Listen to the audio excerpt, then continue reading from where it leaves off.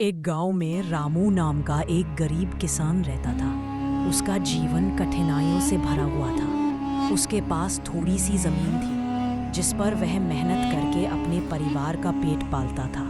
उसके परिवार में उसकी पत्नी, 2 छोटे बच्चे और बूढ़ी माँ थी। बारिश पर निर्भर खेती में अधिकतर समय नुकसान होता था, लेकिन रामू कभी हार नहीं मानता था।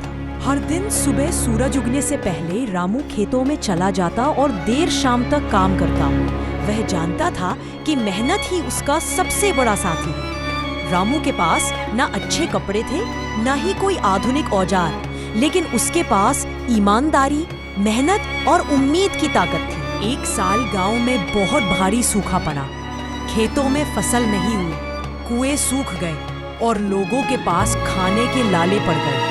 रामू के घर की हालत भी बहुत खराब हो गई। खाने को अनाज नहीं बचा, बच्चों को भूखा सुलाना पड़ता।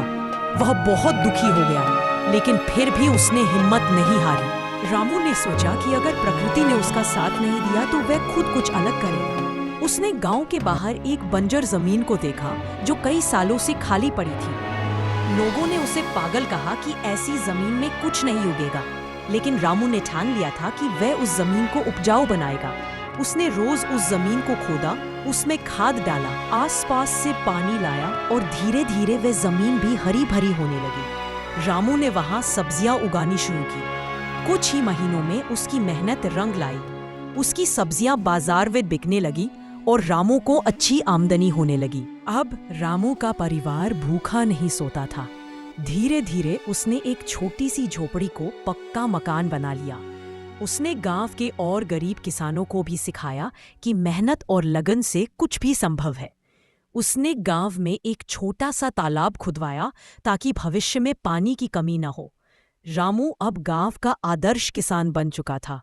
लोग उसकी मेहनत और संघर्ष की मिसाल देने लगे।